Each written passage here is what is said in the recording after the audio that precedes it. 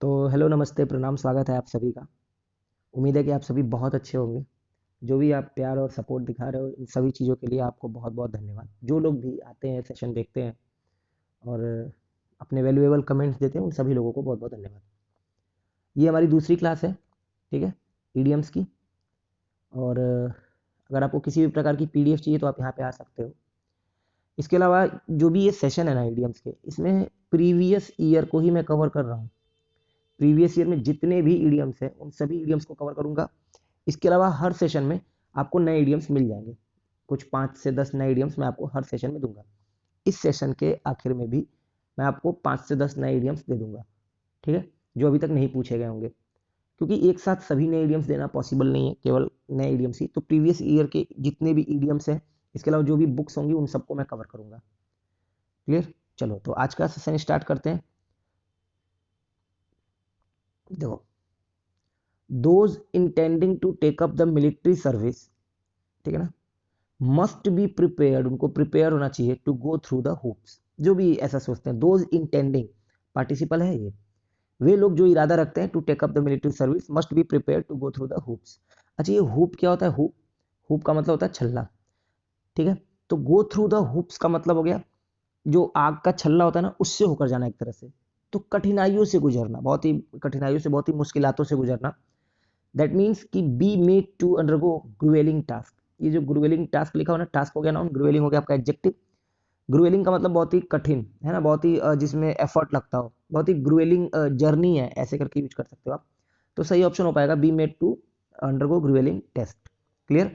अच्छा, एक बात और ध्यान रखना आपको कि जो ग्रामर वाला सेक्शन है ना, है ना, इसकी भी प्रैक्टिस बहुत जल्दी चालू हो जाएगी। प्लीज आप थोड़ा सा धैर्य बनाए रखना। क्लियर? चलो अगला क्वेश्चन देखो।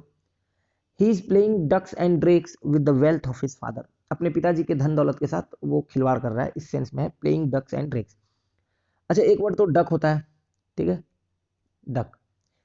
लेकिन ये अपने आप में पूरा एक अलग गेम है। डक, डक्स एंड ड्रेक्स, ये इस डक से नहीं है, ये डक्स एंड ड्रेक्स एक गेम होता है जिसमें आप पत्थर को पानी पे उछालते हो।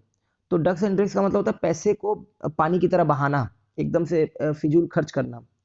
तो सही ऑप्शन बन पाएगा सी, ठीक है ना, बी मत लगा देना। लेविश, लेविश का मतलब होता है बहुत ही महंगा, बहुत ही आलीशान, ठीक है। तो बी ऑप्शन पे मत जाना, सी ऑप्शन होगा स्पेंडिंग फुलिशली। अब बात करते हैं इस वर्ड डक की, क्योंकि ये बहुत बढ़िया वर्ड है, डक। देखो, एक तो ये नाउन भी होता है और दूसरा ये वर्ब भी होता है। वर्ब फॉर्म में होता है चकमा देना, बैठ जाना, डक करना, ठीक है। नाउन फॉर्म में आपको पता ही है, फीमेल डक के लिए यूज करते हैं, मेल डक के लिए आप ड्रेक यूज करते हो। इसके अलावा एक होता है सिटिंग डक, जरा इन सबको समझ लेना, सिटिंग डक। फिर एक होता है डेड डक, और फिर एक होता है लेम डक। सिटिंग डक का मतलब होता है वल्नरेबल पोजीशन में होना, जहां से किसी को आसानी से नुकसान पहुंचाया जा सके। ये सब आपके पेपर में पूछे गए हैं। लेम डक का मतलब होता है एक ऐसा ऑर्गेनाइजेशन जिसको हेल्प की जरूरत हो, जिसको मदद की जरूरत हो। और डेड डक का मतलब जो खत्म हो चुका हो, उसका कोई अस्तित्व ना हो, ठीक है। तो सिटिंग डक, डेड डक और लेम डक। चलो नेक्स्ट देखो। The principal called the late comers to her room and delivered a curtain lecture on the subject of late hours. है ना, मतलब लेट करने पे उस पर कर्टेन लेक्चर मिला। आमतौर पर ये जो फ्रेज है वो यूज किया था, इडियम जो है यूज किया जाता है एक पत्नी के द्वारा पति को डांटने के लिए ये यूज किया जाता है कर्टेन लेक्चर, ठीक है ना, पत्नी की डांट। बट यहाँ पे जब पूरा आप कॉन्टेक्स्ट पढ़ोगे तो आप समझ जाओगे कि ये उनको बोला गया है, जो भी ये लेट कमर्स थे उनको बोला गया है। तो इस सेंस में जो आप जाओगे ऑप्शन के लिए, तो ये फोर्थ वाला ऑप्शन होगा, cautionary talk given in private, ठीक है। तो इस सेंस में भी आप यूज कर सकते हो, बट स्पेशली किस लिए होता है? तो पत्नी को, पत्नी की डांट के तौर पे इसे यूज करते हैं। नेक्स्ट हमारे पास, the project to clean the river Ganga ended in smoke, ठीक है ना।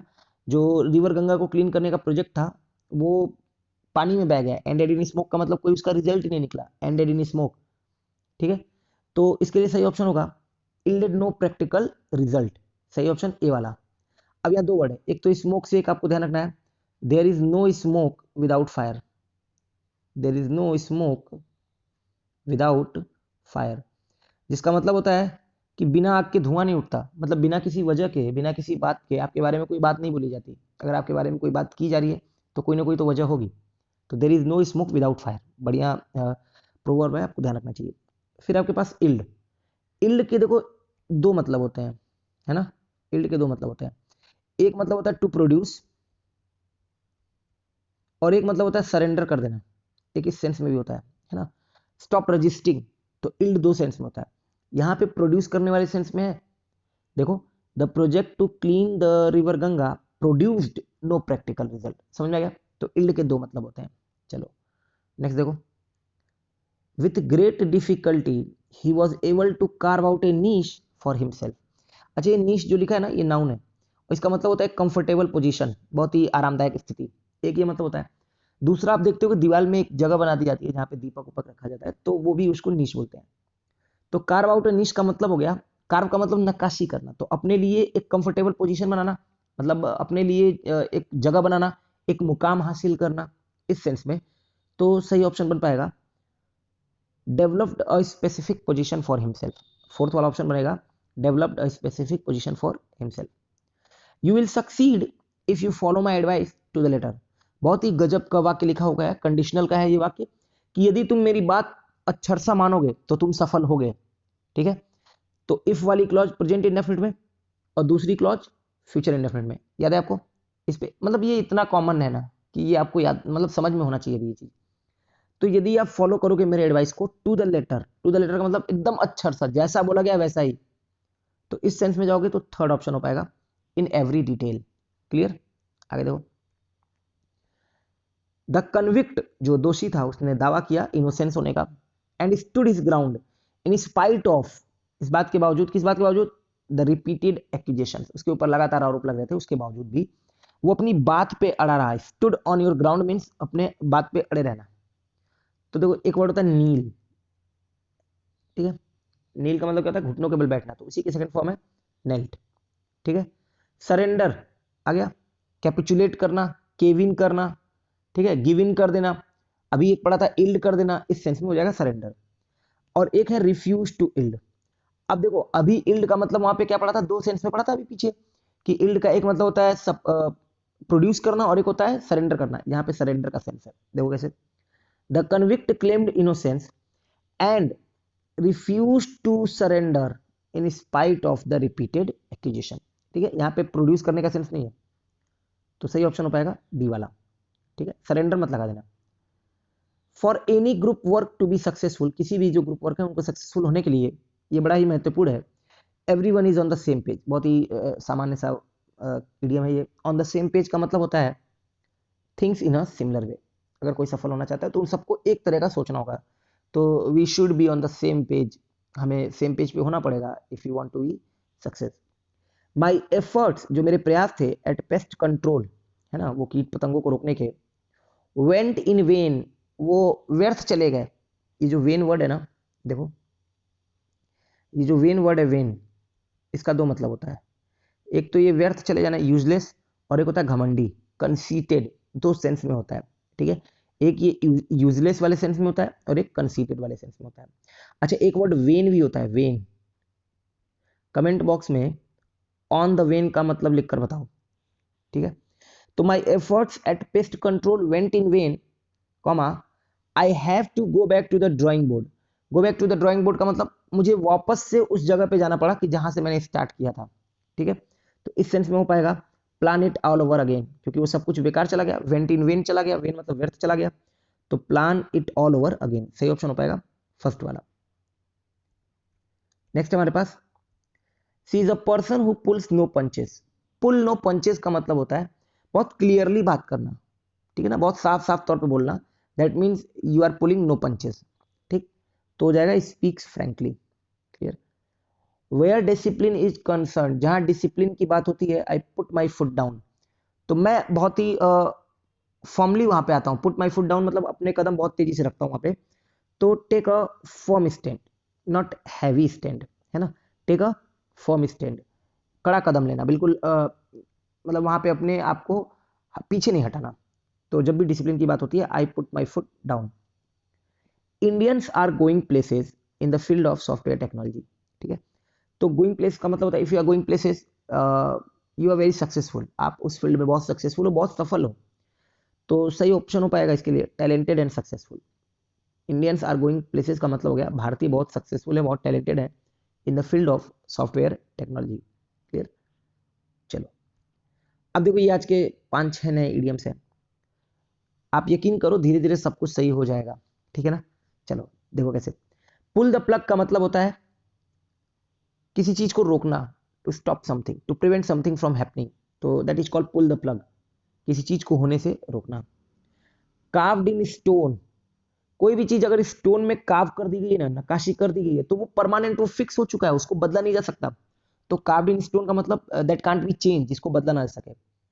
Have feet of clay, have feet of clay का मतलब कोई आपके अंदर फॉल्ट है, कोई वीकनेस है जो आप बता नहीं रहे हो, तो that is called have feet of clay, ठीक है। बी कर्टेन्स फॉर समबडी, कोई भी चीज जो किसी के अंत का कारण हो, बर्बादी का कारण हो, उसके खत्म होने का कारण हो, उसके अस्तित्व के खत्म होने का कारण हो, तो that is called be curtains for somebody. जैसे मान लो मैं लगातार फेल हो रहा हूँ, काफी टाइम से मैं फेल हो रहा हूँ, तो एक दो और फेल्योर मिली ना, तो that will be curtains for me, तो वो मेरे लिए क्या होगा, अंत का कारण होगा, बर्बादी का कारण होगा। मेरे मतलब मेरे पास कोई ऑप्शन नहीं होगा उसके बाद। Hold no brief for somebody something, I am not going to tolerate this, it means I am not going to hold, I am not going to hold no brief for somebody something, मतलब हो गया hold no brief का मतलब होता है कि मतलब आप उस चीज के लिए बिल्कुल बिल्कुल भी जगह नहीं दे रहे हो, आप उस चीज को बर्दाश्त नहीं कर रहे हो बिल्कुल भी, किसी भी सेंस में, तो hold no brief. Like a duck to water, बहुत ही आसानी से, वेरी इजीली, कोई भी काम है, जैसे मान लो कि क्रिकेट ही है, या कोई पढ़ाना ही है, या फिर एक्टिंग ही है, तो he has taken acting, he has taken to acting like a duck to water, आप ऐसे बोल सकते हैं, he has taken to acting like a duck to water, तो बड़ी आसानी से उसने उस काम को शुरू कर दिया। Work your fingers to the bone का मतलब होता है कि बहुत ही मेहनत करना, वर्क वेरी हार्ड। क्लियर? तो एक बार सभी देख लो फिर से। पुल द प्लग का मतलब होता है किसी चीज को होने से रोकना है, stop something from happening. Carved in stone, जो परमानेंट हो चुका हो। हैव फीट ऑफ क्ले, मतलब कोई कमजोर कड़ी। बी कर्टन फॉर समबडी, मतलब इतनी सारी फेल्योर हो चुकी है कि एक और फेल्योर मिली तो वो क्या होगा, that will be curtain for him, curtain for him, मतलब वो उसके अंत का कारण होगी, उसके बाद कोई ऑप्शन नहीं होगा। Hold no brief for somebody something, मतलब बिल्कुल बर्दाश्त ना करना, एक 1% भी उस चीज की जगह नहीं होना बर्दाश्त करने के लिए। Like a duck to water, तो बहुत ही आसानी से कोई काम शुरू कर देना।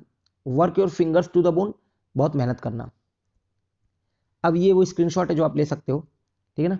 तो pull the plug on, prevent something from happening, carved in stone that can't be changed, have feet of clay, a bad quality, be curtains the death end और ruin for somebody something, hold no brief, to not support और be in favour of somebody something, take to something like a duck to water very easily, work your fingers to the bone, to work very hard. उम्मीद है कि आपको session पसंद आया होगा। अपने valuable comments जरूर दे देना। आज के लिए इतना ही है, धीरे धीरे सब कुछ सही हो जाएगा।